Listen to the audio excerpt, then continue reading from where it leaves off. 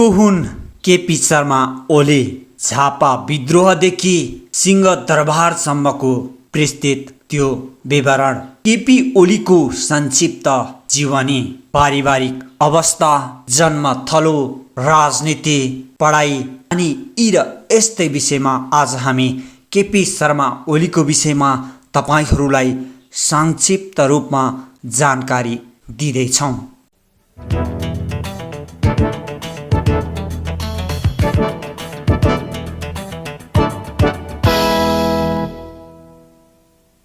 नेपाली राजनीतिका शिखर व्यक्तित्व केपी ओली को हुन् भन्ने प्रोफाइल उतारिरहन आवश्यक छैन। उनको दोस्रो कार्यकाल पनि कस्तो रह्यो भन्ने टिप्पणी यति बेला भइसकेको छ।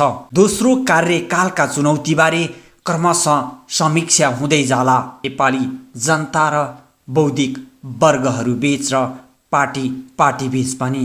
केपी शर्मा ओलीको प्रोफाइलको बारेमा अनलाइन खबरले 2072 साल असोज 24 गते प्रकाशित गरेको सामग्रीको अर्काइभ सामान्य परिमार्जन सहित प्रस्तुत गर्ने कोसिस गरेका छौँ। सामान्य पृष्ठभूमि: प्रधानमन्त्री केपी शर्मा ओली विक्रम सम्वत 2008 साल फागुन 11 गते तेह्रथुमको इबामा जन्मिएका हुन्। उनी 1.5 वर्षको हुँदा आमाको निधन भएको समकालीन एमाले नेताहरू बताउँछन्। उनी 4-5 वर्षको हुँदा उनका पिता मोहन प्रसाद ओली बालबच्चा लिएर झापाको सुरुङ्गामा बसाइ झरे। पछि कन्काईको बाढीले ओली परिवारको घर बगाइदिएपछि उनीहरू सुकुम्बासीमा परिणत भए। ओलीलाई केही समय बडाबा र हजुरबाहरूले पाले। किशोरा अवस्थामा ओली रामनाथ दाहालका घरमा काम गरेर विद्यालय जान थाले। उनको 10 कक्षासम्मको औपचारिक शिक्षा झापामै भयो। झापा झरेका र बाल्यकालमै आमाको मातृवात्सल्यबाट विमुख बनेका ओली रामनाथ दाहालका घरमा बसेर पढ्ने क्रममा रामनाथकै प्रेरणाले कलिलो उमेरमै कम्युनिस्ट बने। रामनाथ दाहाल 2029 सालमा सुखानीमा शहीद भए। गरिबीका कारण अरूको काम गरेर बस्न बाध्य बनेका ओली 2023 सालमा मार्क्सवादी अध्ययन दलको सदस्य बनेर कम्युनिस्ट राजनीतिमा होमिएका हुन्। पाटन निवासी राधिका साक्यसँग अन्तर्जातीय विवाह गरेका ओलीका आफ्ना छोराछोरी छैनन्। भक्तपुरको बालकोट र झापाको दमकमा घर भएका ओलीले जीवनको उत्तरार्धमा परिवारका सदस्यका लागि पैसा र पदको दायित्व बोक्नुपर्ने स्थिति छैन। सुरुङ्गामा बाढीले घर जग्गा बगाएपछि झापाको पृथ्वीनगरमा बसाइ सरेका ओलीका पिताले सामान्य किसानले जस्तै अनेक भुक्तमान भोग्नु परेको थियो। ओली गृहमन्त्री भएका बेला उनका पिताको घरमा आगलागी भयो। आगलागीपछि सरकारबाट क्षतिपूर्ति पाएको पैसाले उनका पिताले सामान्य बस्न लायकको घर बनाएको छिमेकीहरू बताउँछन्। गरिबी अवस्थामा बाल्यकाल बिताए पनि ओलीले राजनीतिक यात्राकै क्रममा दमक र भक्तपुरको बालकोट स्थित अनन्त लिङ्गेश्वरमा घर बनाएका छन्। प्रचण्डले जस्तो डेरा भाडा तिरेर बस्नुपर्ने अवस्था उनको छैन। पार्टी र राजकीय जिम्मेवार: केपी ओली 2044 पुस 2 गतेबाट धादिङको स्यादुलमा बसेको तत्कालीन नेकपा मालेको बैठकबाट केन्द्रीय कमिटी सदस्यको जिम्मेवारीमा पुगे। 2046 मा तत्कालीन नेकपा माले लुम्बिनी अञ्चल प्रमुख बनेका ओली 2047 जेठ 1 गते युवा सङ्घको संस्थापक अध्यक्ष समेत बने। 2049 सालदेखि एमालेको स्थायी कमिटी सदस्य निर्वाचित भए। विक्रम सम्वत 2048 सालको आम निर्वाचनमा झापाबाट सांसद निर्वाचित भएका ओली 2051 मा पुनः सोही क्षेत्रबाट निर्वाचित भए। एमालेको 9 महिने सरकारमा ओली नेपालको पहिलो कम्युनिस्ट सरकारको गृहमन्त्री बने। नेपालको इतिहासमा ओलीको गृहमन्त्रीको कार्यकाल यस्तो बन्न पुग्यो जुन 9 महिनाको अवधिमा प्रहरीको गोलीबाट नेपालमा एकजनाको पनि मृत्यु भएन। तत्कालीन प्रहरी आइजिपी मोतीलाल बोहराले ओलीको सन्दर्भमा भनेका थिए, हाम्रो गृहमन्त्रीज्यूको त मुखैमा सरस्वती। 2056 सालको आम निर्वाचनमा झापा 2 र 6बाट सांसद जितेका ओली 2064मा भने झापाकै सोही क्षेत्रमा माओवादीका सामान्य कार्यकर्ता विश्वदीप लिङदेनबाट पराजित भए। तर 2070को दोस्रो संविधान सभा निर्वाचनमा सोही क्षेत्रबाट पुनः भारी मतका साथ जितेर आएपछि ओलीको निरन्तर विजय यात्रा अघि बढिरह्यो। ओलीले गृहमन्त्री र परराष्ट्र मन्त्रीका रूपमा राजकीय जिम्मेवारी 2 पटक मात्र सम्हालेर दुवै पटक विवादमा परेनन्। 2051मा गृहमन्त्री बनेका ओली 2062-63को जनआन्दोलन लगत्तै बनेको गिरिजाप्रसाद कोइराला नेतृत्वको अन्तरिम सरकारमा उप प्रधानमन्त्री र परराष्ट्र मन्त्री बने। एउटा कक्षामा 1 पटक मात्र जाँच दिनुपर्छ भन्ने मान्यता राख्ने ओली मन्त्रीबाट उप प्रधानमन्त्री बनेपछि उनले अब फेरि मन्त्री नबन्ने बताएका थिए। नभन्दै एकैचोटि प्रधानमन्त्री बनेर उनी सिंहदरबारमा प्रवेश गरेका छन्। ओलीको शैक्षिक योग्यता सामान्य रहे पनि उनमा बाहिरी ज्ञान उच्च शिक्षा लिनेको भन्दा कम छैन। भाषा साहित्यमा उनको दखल राम्रो देखिन्छ। संसद सचिवालयको रेकर्डमा ओलीको शैक्षिक योग्यता अनररी PhD लेखिएको छ। प्रधानमन्त्री ओलीले चीन, Bharat, Bangladesh, Bhutan, Sri Lanka, Japan, Singapore, Vietnam, Australia, America, बेलायत, German, France, Russia, Sweden, Philippines, Kazakhstan, Peru, Mexico, Portugal, Spain, Qatar, Malaysia, Cuba, Ukraine, Netherland, Belgium, Cyprus र बेलारुस आदिको भ्रमण गरिसकेका छन्। राजनीतिक यात्राक्रम। झापा क्रान्ति भनेपछि नेपाली राजनीतिमा अहिले पनि चर्चा छ। अझ नेपालमा कम्युनिस्ट शासन स्थापनाको लागि हतियार उठाएको त्यो नेपालको पहिलो सशस्त्र विद्रोह थियो। झापा विद्रोह तत्कालीन नेपाल कम्युनिस्ट पार्टीभित्र हतियारबद्ध सङ्घर्ष गर्ने कि शान्तिपूर्ण सङ्घर्ष गर्ने भन्ने सवालको बहसमा ओली शान्तिपूर्ण क्रान्तिको पक्षमा थिए।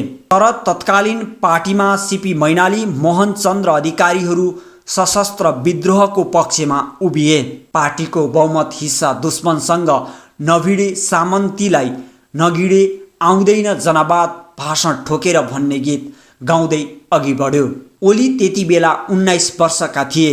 फरक मत राखेरै पनि पार्टीको निर्णय शिरोधार्य गरी सशस्त्र सङ्घर्षमा होमिएका ओली त्यसको 3-4 वर्षपछि नै पञ्चायती शासकको पन्जामा परे। तत्कालीन नेकपा माले गठनदेखि 2046 साल आइपुग्दा भएको राजनीतिक उत्तर चढावमा ओलीले सङ्गठनात्मक भूमिका खेल्न पाएनन्, किनभने उनी 2032 सालदेखि 2046 सालमा बहुदल आउँदासम्म लगभग 14 वर्ष जेलमै थिए। ओलीको उमेरको ऊर्जाशील समय जेलभित्र बित्यो भन्दा पनि फरक पर्दैन। जेलबाट छुट्दा 2046 सालमा ओली निकै दुब्ला पातला देखिन्थे। जेलबाट छुटेपछि उनी पार्टीका साथीभाइसँग गाडी भाडा मागेर झापा फर्किएका थिए।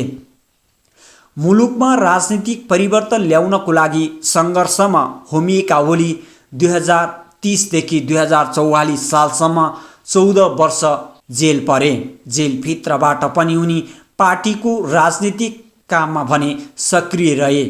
उनले जेलबाट चिठी पत्रका माध्यमबाट पार्टीमा विचार प्रवाह गर्थे। जेलभित्र गम्भीर बिरामी परेर मृत्युको मुखमा पुगेका ओलीलाई कसरी बचाइयो भन्ने कुरा उनका राजनीतिक सहयोद्धा राधाकृष्ण मैनालीले आफ्नो संस्मरणमा लेखेका छन्। ओलीले जेलबाट छुटेपछि 2046 सालमा सम्पन्न जनआन्दोलनमा संयुक्त वाम मोर्चाका तर्फबाट लुम्बिनी अञ्चलको मोर्चा सम्हालेका थिए। त्यसपछि उनी पार्टीमा मदन भण्डारीको दाहिने हात बनेर एकाएक उदाउन थाले। 2049 सालमा सम्पन्न नेकपा एमालेको 5औं राष्ट्रिय महाधिवेशनबाट पारित जनताको बहुदलीय जनवादी कार्यक्रम निर्माणका सिलसिलामा मदन भण्डारीलाई उनले साथ दिए। सशस्त्र विद्रोहको विपक्षमा 2028 सालमै मत जाहेर गरे पनि अल्पमतमा परेका ओली 20 वर्षपछि बहुदलीय जनवादको नीति पारित भएपछि त्यसका प्रवक्ता बनेर उभिए। त्यसैले अहिले पनि ओलीलाई एमालेमा बहुदलीय जनवादको व्याख्याता भन्ने गर्छन् उनका समर्थकहरू। यद्यपि बहुदलीय जनवादका प्रवर्तक मदन भण्डारी हुन्। मदन भण्डारीको दासढुङ्गा दुर्घटनामा मृत्यु भए लगत्तै एमालेमा नेतृत्वका दावेदार बन्न चाहे पनि ओलीको पक्षमा माहौल बनेन। माधव नेपाल एकाएक पार्टीको नेतृत्वमा स्थापित भएपछि ओली उनको सहयोगी बने। माधव नेपालसँग ओलीको सम्बन्ध सधैँ उतार चढावपूर्ण रह्यो। पार्टीमा सधैँ प्रतिपक्ष भूमिकामा रहे पनि नेपाललाई निर्णायक सङ्कटको बेला जोगाउने ओलीले निर्णायक भूमिका खेले। एमालेलाई बहुपदीय प्रणालीमा लैजानुपर्छ भनेर उनले 2059 सालमा भएको 7औं महाधिवेशनमा प्रस्ताव गरे। कम्युनिस्ट पार्टीको लोकतान्त्रिकरणका सवालमा उनले प्रस्तुत गरेको त्यो कार्यक्रम पराजित भयो। तर 2065 सालमा ओलीकै सोही कार्यक्रम पारित भयो र एमालेमा बहुपदीय प्रणाली सुरु भयो। आज आएर नेपालका सबै कम्युनिस्ट तथा अन्य प्रजातान्त्रिक पार्टीहरूले समेत मूल नीतिका रूपमा अवलम्बन गरेको अवस्था छ। एमालेको 5औं महाधिवेशनमा मदन भण्डारीको नेतृत्व र उनको बहुदलीय जनवादलाई साथ दिएका ओली पार्टी विभाजनका बेला नेकपा माले विरुद्ध बडा रूपमा प्रस्तुत भएका थिए।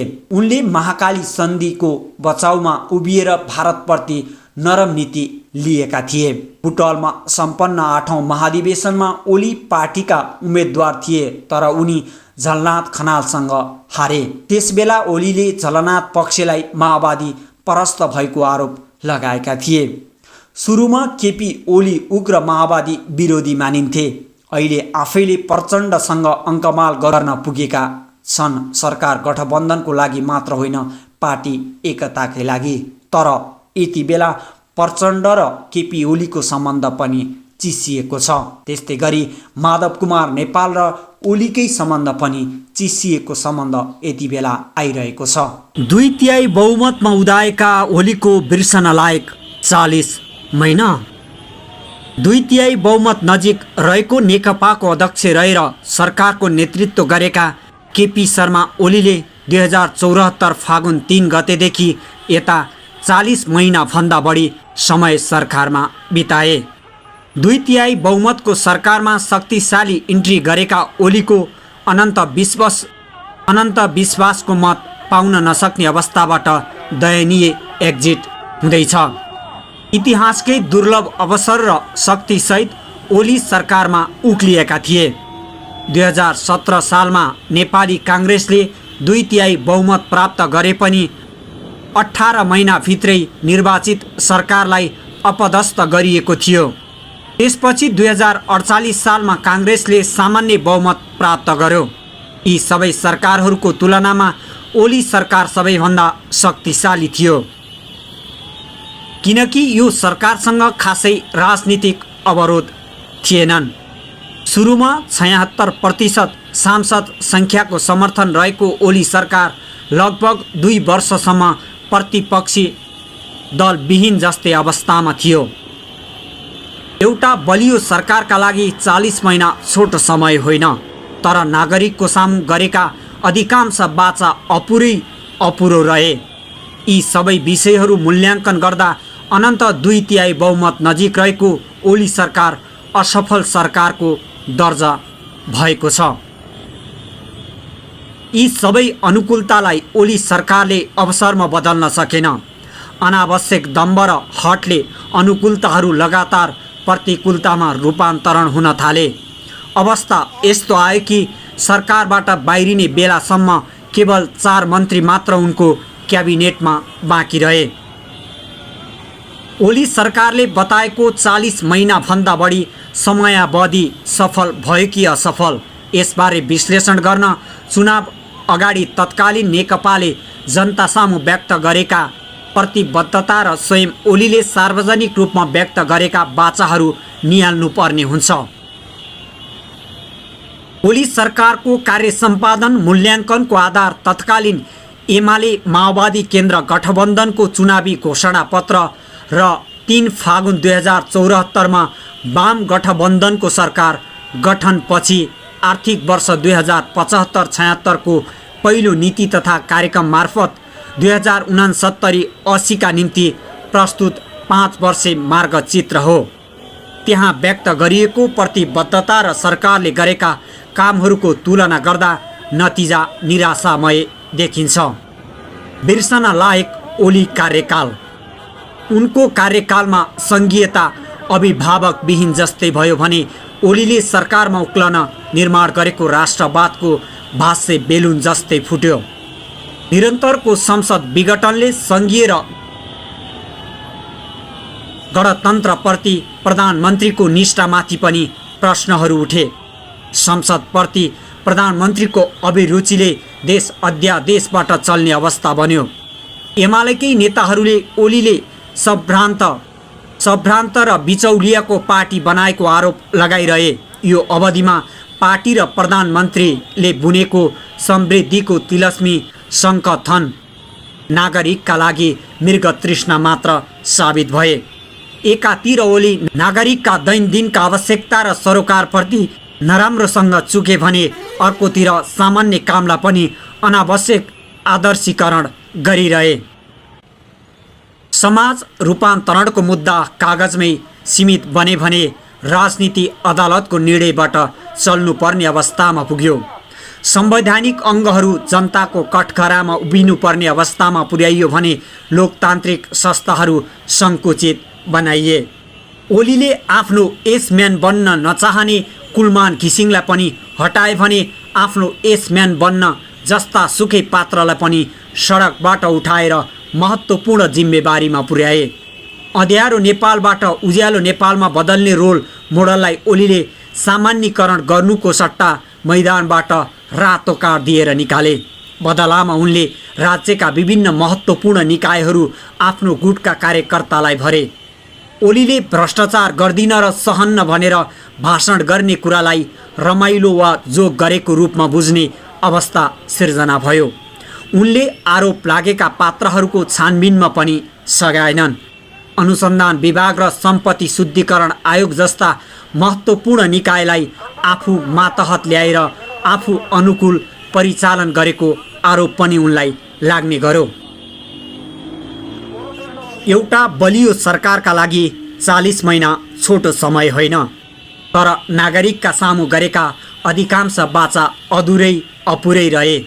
यी सबै विषयहरू मूल्याङ्कन गर्दा अनन्त 2/3 बहुमत नजिक रहेको ओली सरकार असफल सरकारमा दर्ज भएको छ।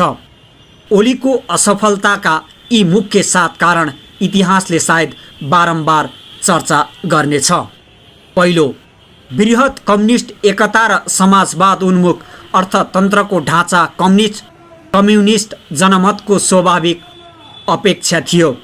गत निर्वाचनमा जनताले कम्युनिस्ट गठबन्धनलाई भोट दिनुको मुख्य कारण पनि यही अपेक्षा थियो। करिब 70 वर्ष लामो कम्युनिस्ट आन्दोलन र सङ्घर्षबाट पहिलो पटक करिब 2/3 प्राप्त गरेको नेकपाको बहुमतलाई अनन्त ओलीले बिना अर्थ हावामा हुत्याइदिए। उनले कम्युनिस्ट आन्दोलनको वैचारिक, राजनीतिक र नैतिक धरातललाई धराशायी बनाइदिए। कम्युनिस्ट पार्टीलाई भोट दिनु र समर्थन गर्नुको औचित्य सधैँका लागि शङ्काको घेराभित्र पर्यो। नेपालको कम्युनिस्ट आन्दोलन यति कमजोर, प्रतिरक्षात्मक, गिल्ला र उपहासको पात्र यसअघि कहिल्यै भएको थिएन।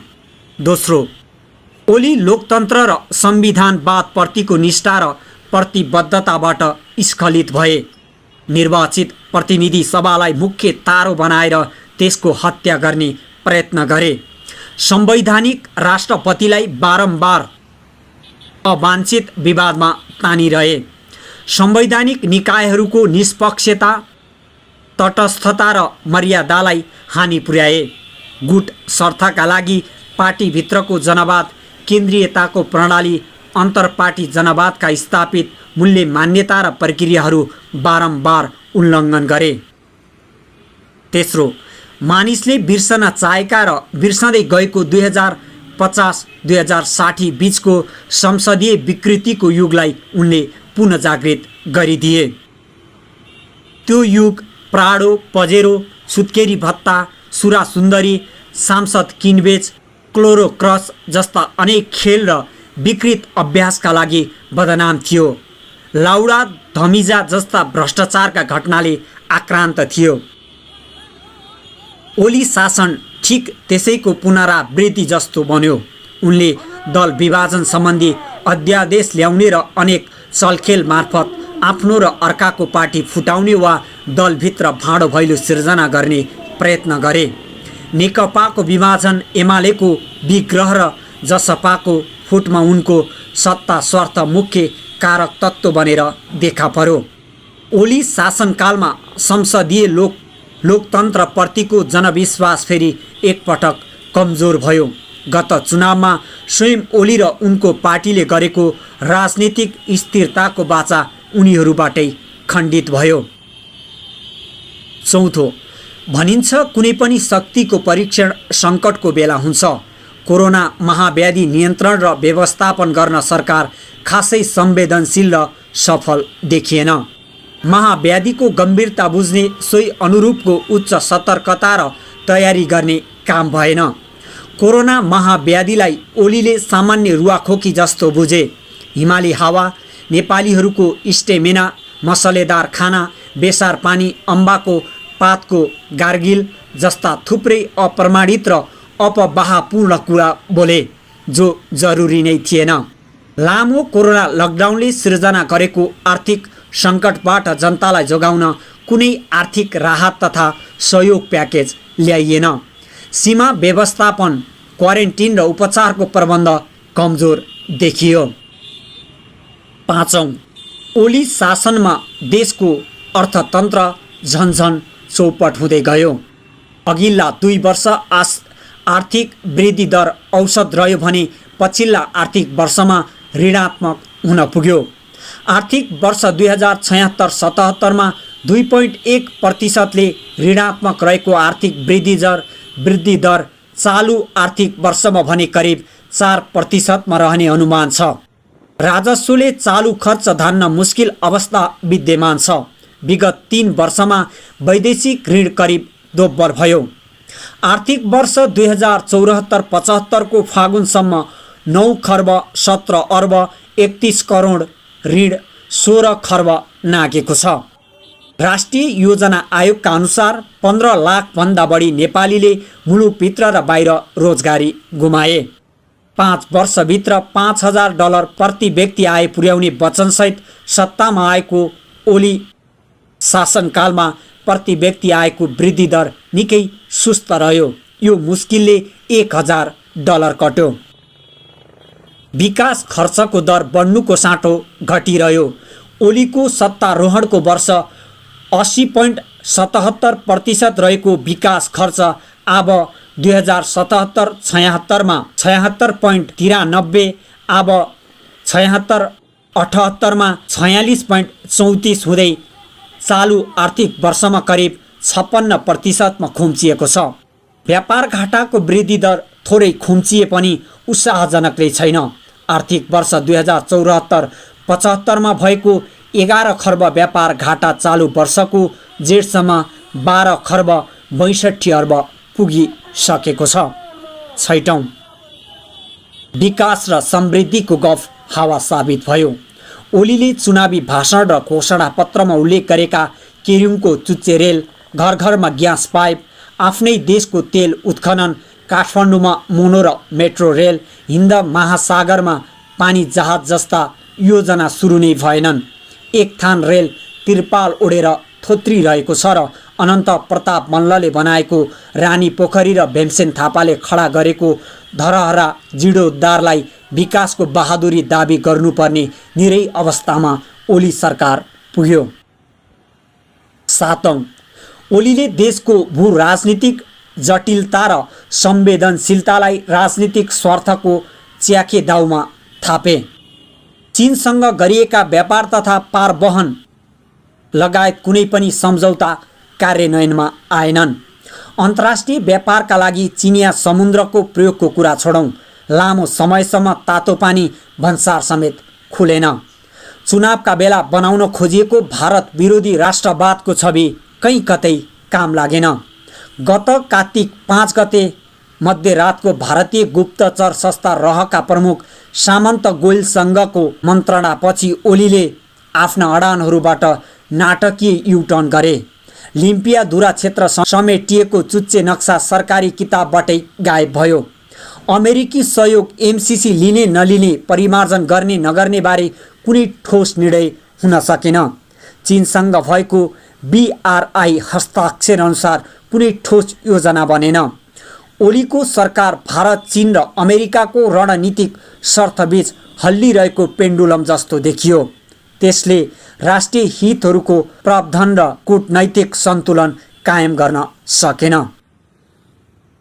अप्ठ्यारो विदाई। कतिपयले ओलीलाई यस्तो परिस्थितिका रूपमा चित्रण गर्छन् जसले प्रश्न पत्र आफै बनाउँछ र उत्तर पुस्तिका पनि आफै जाँच्न रुचाउँछ। त्यसैले होला उनले आफ्नो कार्यकालमा चमत्कारी काम भएको दाबी गरिरहे। आफ्ना उपलब्धि सुनाउन उनले आधा दर्जनभन्दा बढी पटक राष्ट्रका नाममा सम्बोधन पनि गरे। सरकारले इतिहासमै सबैभन्दा बढी उपलब्धि हासिल गरेको उनी दाबी गर्दै आए। विपक्षीहरूले सरकारलाई देखिसकेनन्, भ्रष्टाचार भएकै छैन, मिडियाले सरकारको राम्रो कामको चर्चा गरेनन् जस्ता आरोपहरू उनले लगाउने गरे। ओली सरकार 3 वर्ष पुगेको दिन नेपाली काङ्ग्रेसका प्रवक्ता विश्व प्रकाश शर्माले भनेका थिए, संसदीय व्यवस्थाको पार्थिव शरीरमाथि सर्वहारा वर्गको अधिनायकवाद स्थापना गर्ने ओलीको युवाकालीन सपना थियो। यो देशले इतिहासका सुन्दर 3वटा वर्षहरूलाई खेर फालेको छ। उनले 3 वर्षको उपलब्धिलाई 3 शब्दमा सम्मिलित गर्दै भनेका थिए, दम्भ, द्वन्द्व र भ्रष्टाचार। ओलीसँग प्रतिपक्षी दलका प्रवक्ता लगायतले लगाएको आरोप झुटो प्रमाणित गर्ने पर्याप्त समय र शक्ति थियो, तर व्यवहारमा प्रतिपक्षको आरोप थप पुष्टि भयो। यसले 2/3 बहुमतसहित उदाएका ओलीको अपमानजनक र अप्ठ्यारो विदाई निम्त्यायो। इतिहासले सम्झन लायक काम गर्न अवसर दिएको ओली अनन्त बिर्सन लायक तर बिर्सन नसकिने अवस्था सिर्जना गरेर विदा हुने अवस्थामा पुगेका छन्। 2/3 बहुमतमा उदाएका ओलीको बिर्सन लायक 40 महिना।